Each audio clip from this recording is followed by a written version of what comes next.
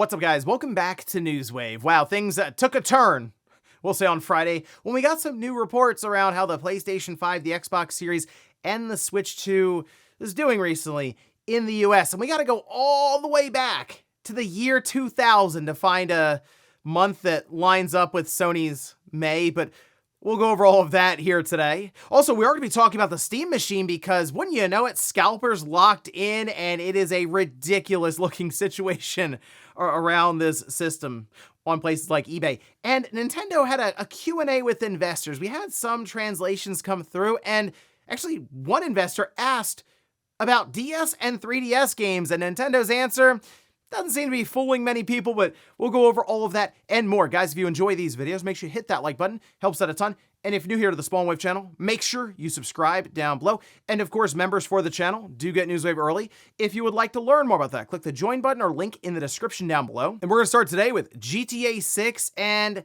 that apparent physical edition. Now, I'm not talking about the code in the box physical edition. I'm talking about a report saying that there was actually going to be a disc-based, or just a disc that's printed, physical edition following up the code in a box. And this is going around from a publication as a report. And now we have a report countering that. This is from the Hollywood Reporter. We can see this over on their website, and they're referring to the email that was making the rounds there. However, they say that the language is being misinterpreted by Hopeful Internet, and the source with knowledge of the plans told the Hollywood Reporter at this time, there are no plans for Grand Theft Auto 6 discs to be printed, not at launch, and not months after. With the email's use of the phrase physical copy refers to the same physical version, the code in a case, announced on Wednesday, and its following month's language is a clunky reference to the months following Wednesday's announcement. I mean, the code in a box thing, a lot of people look at that and it's like that is just kind of the slap in the face of, come on, like what are you doing with this release? I mean, Rockstar and Take-Two have been pretty good with other previous physical releases, like Red Dead Redemption 2 coming on 2 Blu-rays. All of a sudden, here comes GTA 6, and it's a code in a box. I think it does make sense that they're avoiding leaks or whatever, but would they really go a year, 2 years, and it's still just a code in a box? Because that'd be a shame, obviously, for the physical market, but also, to be honest, just really annoying for a massive release like that with GTA 6 that people have been waiting really more than a decade to experience. Also, sticking with Grand Theft Auto 6, there was something that happened here where Microsoft had to respond after IGN put out this message here, where they say, according to their own findings and commerce affiliate linking program and data, shows that PlayStation is outperforming Xbox by a rate of 8-1. That just being overall sales of GTA 6. For every 8 that sell on the PS5, 1 sells on the Xbox. And it actually got to a point where apparently Xbox responded. This from Windows Central says they received a statement from a spokesperson at Microsoft saying, this doesn't represent pre-order data. We've had record orders. People should wait for real data and not clicks on affiliate links. Wow. Microsoft was not having any of that. I mean, look, at this point, you're obviously getting the heavy enthusiast crowd who is willing to pre-order a digital game months and months in advance without seeing any kind of gameplay. We will get some data obviously as the game comes out and we get post-release, and we'll get stuff from Circana in like the UK. We'll typically have different splits, but would anyone be shocked if it was a significant ratio of many PS5 games or copies selling and then 1 Xbox copy? No, because there's many more PlayStation 5 systems out there. It just seems like Microsoft, I guess, really wanted to respond to this with something that was, I mean, pretty generalized, like, hey, it's breaking records. You wait for real data. I don't know if we'll get real data, quote unquote, from Rockstar or Take-Two, but at least for now, apparently, it's not 8-1, so we'll see. Oh, and we've been wondering about Sony and Microsoft throwing their hat in the ring for like an official first-party handheld device, and while it seems like Sony is going to be attempting that, Microsoft is making some interesting moves here on their own store page, which we can see. Now, this is pointed out over on Pure Xbox, and it's Xbox Handheld. It's some branding that is showing up on the Xbox store alongside of your typical Xbox Series, Xbox on PC, Xbox Handheld. It's like, wait, hold on. What do you mean Xbox Handheld?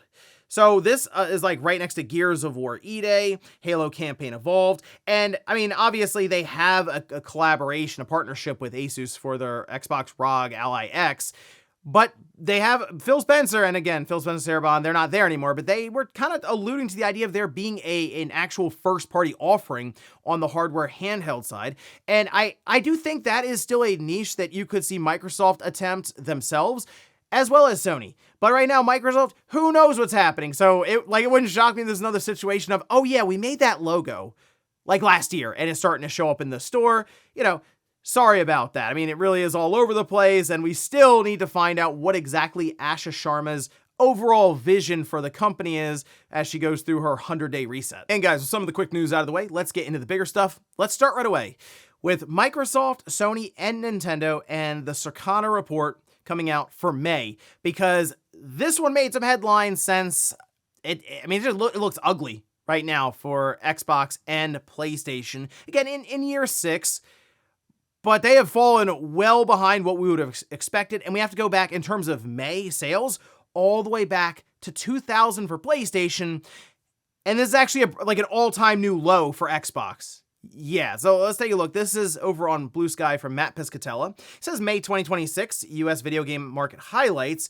Get this, 007 First Light and the Switch 2 drive 3% US video game spending growth in May 2026. So the entire market in the US was actually up 3% versus last year, May 2025.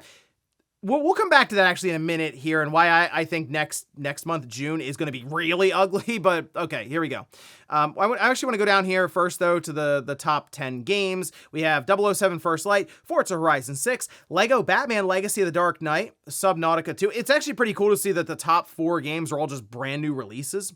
Then we have Tamagotchi Life, that's fallen down to 5, MLB The Show 26, Crimson Desert, still hanging in there, Crimson Desert, Yoshi and the Mysterious Book, Call of Duty Black Ops 7, and then Mario Kart World.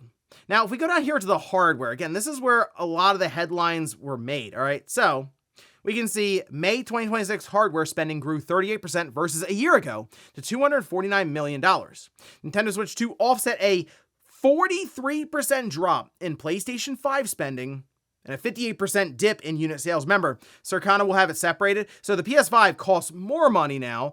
So it's going to be less of a drop in terms of revenue, while it can still be more of a drop in terms of just overall units sold. Okay. It's driven by recent price increases in Xbox Series. Hardware spending grew 7% versus a year ago, but units fell by 12%. The Switch 2 was again the best-selling hardware platform, units and dollars for May 2026 year to date. The PS5 placing second across both measures and time period.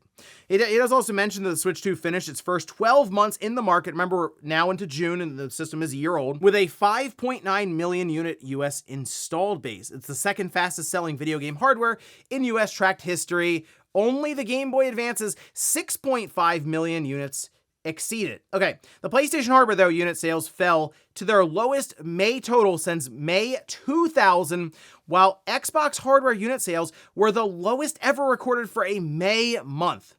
So, I mean, the Xbox just set like a new all-time low there, but for Sony, for the PlayStation, May 2000 is an interesting time period here to point out, because this would have been the year where the PS2 had already released a couple of months prior in Japan.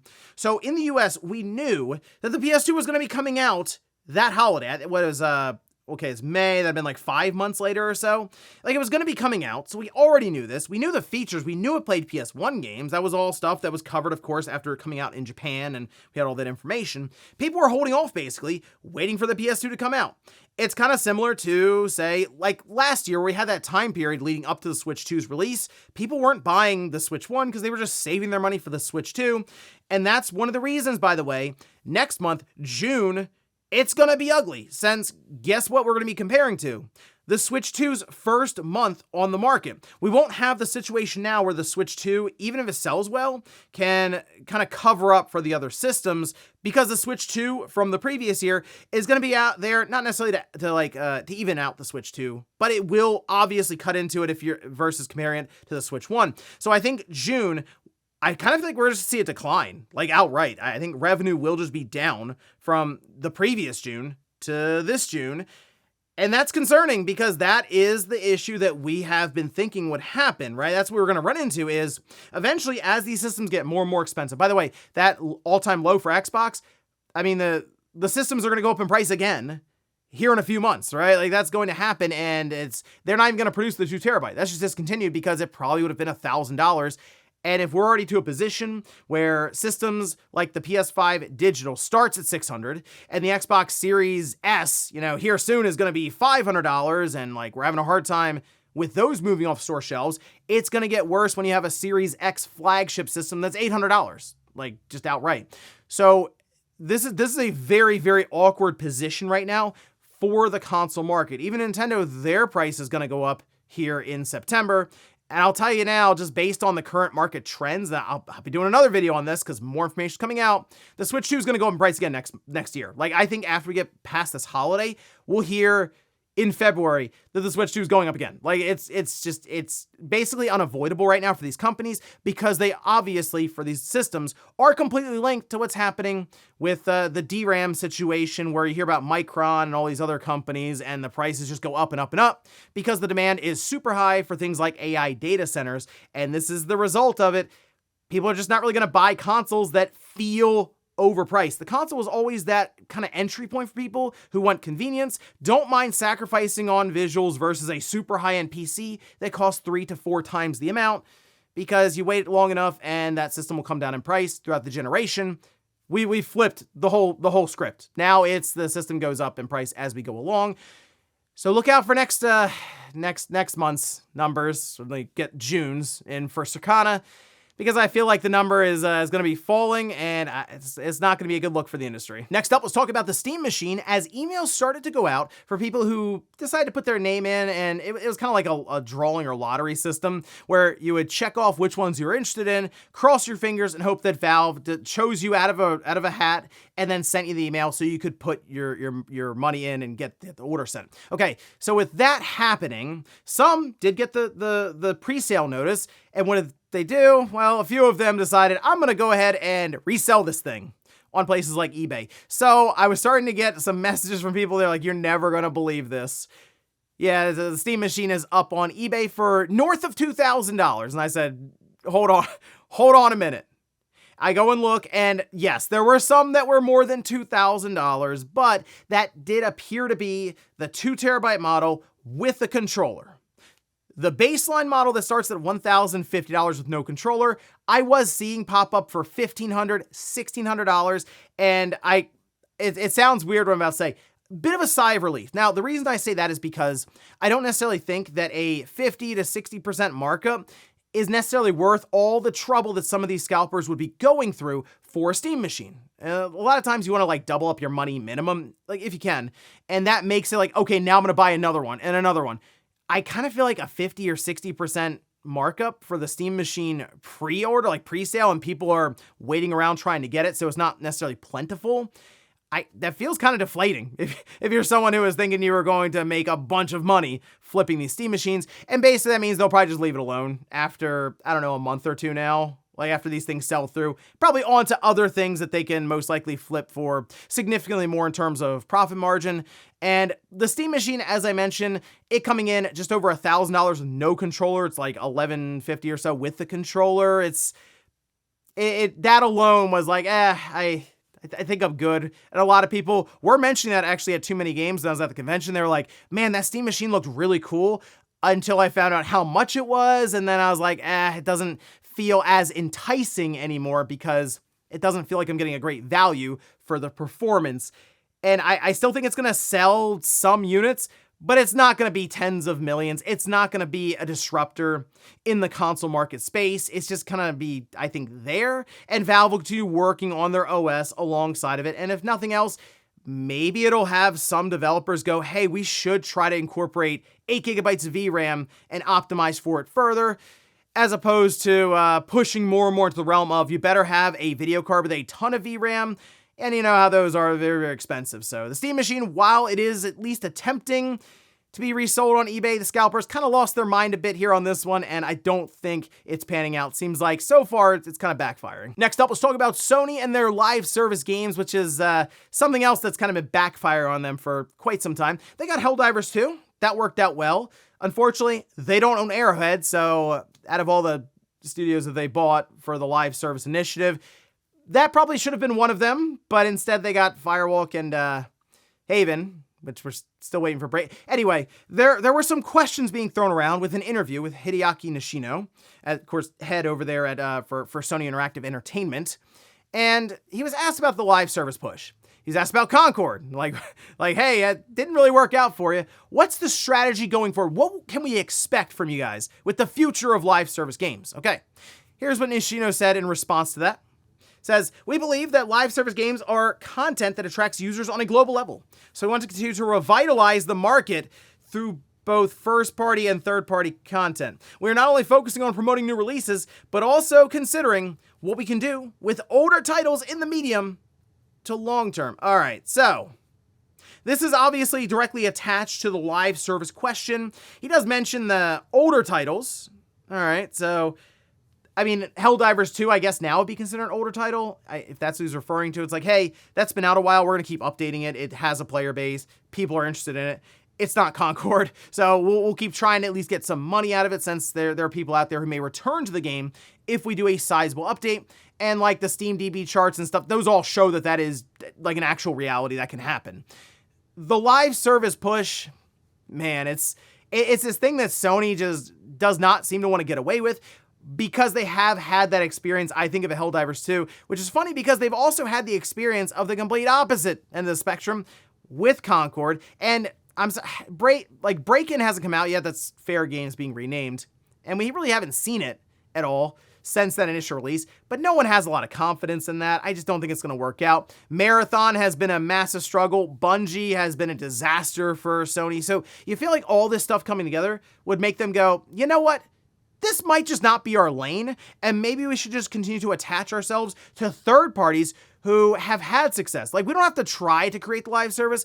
We just, when we see a live service that can even spring up out of nowhere, let's try to get in with them and have collaborations with PlayStation and continue to collect the 30% that they do on microtransactions and just game sales. So I still think that is the correct strategy for them, and instead to really focus in with, I'd say a select number of studios that they, at this point, want to keep around, but continue to fund heavily and make those big, like, first-party single-player experiences that you can attach to your brand and, in turn, attach to the PlayStation 6, but really PlayStation 5 crossover, definitely PlayStation 6 at this time, to try to sell the thing in the future, because, yes, exclusive games that show off the hardware is, like, the number one driving force, especially for devices that are probably going to feel very overpriced here soon. And in our last bit of news, let's talk about Nintendo with the Switch 2 and 3DS. This was asked by an investor, and I'm glad that it was a question like this, because it's kind of interesting just to see Nintendo's reaction. And this is one of the reasons, by the way, I would like to see Nintendo live stream question, like, these Q&As with investors when they have, like, their big annual like event, because you kind of want to see their reaction. Sometimes it's described as like, oh, Miyamoto had like a little smile or chuckle and looked off to the side when asked about an older intellectual property, and then, oh, look, you know, months later a remake happens or something. I would have been curious to see if we got any kind of slip up here from Furukawa. We can see, though, this is over on Nintendo Life, and they were actually pulling this here from Oatmeal Dome social media through N Styles as this translation was ongoing, and they were kind of doing this in real time, where the question was, will you make Nintendo DS or 3DS games playable on Switch 2? Okay, here's what Shintaro Furukawa, president at Nintendo, said. I can't answer your question specifically, but we are working to make our valuable back catalog playable on current hardware wherever possible. Now, I know they did the Virtual Boy. That was like the most recent one. I mean, you need the headset to play it, and I don't want to say gimmick, but kind of gimmick compared to like GameCube. That was just outright, hey, if you have Switch 2, guess what? You can play GameCube. Or before that, Game Boy Advance. Like, you just play it on the system normally without like an accessory you have to buy from us necessarily. Okay, so with that in mind, I think the DS and the 3DS are absolutely on the table. Minimum right now, DS. And I think DS would work fine, by the way, on the Switch 1. I don't think that's an issue. 3DS, that one, okay, maybe Switch 2 specific. But I think the way they can do this is they do have a grip you'd probably have to buy, like a controller, and it would just turn the system vertically, and it would give you a two-screen, like that portrait kind of style. And I think that would allow us to have a DS or 3DS setup for our device. And I think it'd be kind of cool. Maybe they have a stylus you can buy, and the grip itself, while it has the Switch 2 in this portrait mode, has a spot on the back where you take the stylus off. It has kind of that rubberized end to it that works on these capacitive or these touchscreens, these multi-touch touchscreens. And then it would work just like a 3DS without being able to fold it. Obviously, who knows? Maybe they have some kind of cover. They probably don't have to get that far into it, but if we have the screen, I think, sideways, it would work. And I wouldn't be shocked if that was the plan. And kind of the plan soon, because the other thing with Nintendo, while we talk about them raising the price for the hardware, NSO probably will also go up in price as they work to try to subsidize and spread out the cost of the Switch 2. And what better way at this point to raise the price than show up with at least 1 or 2 new systems and some, fan favorites at that point, DS and 3DS, or maybe DS and Wii. That's the thing. They got to keep stacking systems and games so that it feels like it's overvalued. Then they raise the price, and then it's like, okay, now we actually it's evening out. We have to raise the price because we gave you guys some more systems. And before we go to the comment of the day, we'll take a look at the poll that I posted up yesterday, where I ask, if you were getting Grand Theft Auto 6 this year, which system are you getting it on? Okay, 77% are getting on the PS5, 23% on the Xbox Series X and S. Yeah, so it's not 8-1. Microsoft, I guess, is right with that. But, it's significant towards the PS5. Obviously, again, there's just more PS5s. In fact, if you look at this, kind of lines up almost, I would say, to like the ratio of PS5 to Xbox Series systems out there. And that's just the way it's going to go. And then you get into Grand Theft Auto Online, and it's that cascading effect of, do you have it on PS5? If there's crossplay, maybe it won't matter as much. There's still a lot of information we need to see about GTA 6 at this point. But then obviously GTA Online, that will probably be the thing that is the main driving force for the game over a span of a decade plus. But yeah, when the game comes out, even just the single player side, it's going to sell the best on PS5, probably minimum a ratio of like 3-1. And we'll finish up with the comment of the day, as you're seeing here. This is from Big Matt, who says, we're getting a $1,200 PS5 Pro for Christmas. So I think what Sony's going to do, I kind of feel like they're going to try to get through the rest of this year without touching the price for the PS5 in the US. And the way they're going to do that is they're probably not going to make too many of them. I think there's going to be a supply shortage of the PS5 system, because immediately following the holidays, I think Sony is going to raise the price again. It could be in January, February. And it's going to look really weird, since I do believe the PS5 Pro is just going to be like $99. I think that's going to go up $100. I think it's going to be $999.99. It's going to be right there, which means if you do want the disc drive, it will basically be $1,100. Yes. So that's just where we're going to be. The base PS5 though, like the digital one, I think they'll still maybe $50, because it is still digital. You do still have to be funneled to their store, and they can at least justify them subsidizing it further because of that. Like, hey, we're just going to make more money off people who buy this version of the PS5. But if we're really sitting at $1,000 PS5 Pro going into 2027, what's that mean for the PS6? And ladies and gentlemen, that's going to do it here for Newswave. If you enjoyed this video, guys, hit that like button. If not, hit the dislike. Leave comments down below about everything we talked about here today. If you missed last week's Newswave, I'll leave it in a card. Or maybe you want to check out how gaming is supposed to be, because none of this is normal. And I went over that in a video because I want to take a look back at some of the good old days when systems, went down in price. I looked into that in a video, and I'll leave it right below. Thanks guys for watching, and I'll see you next time.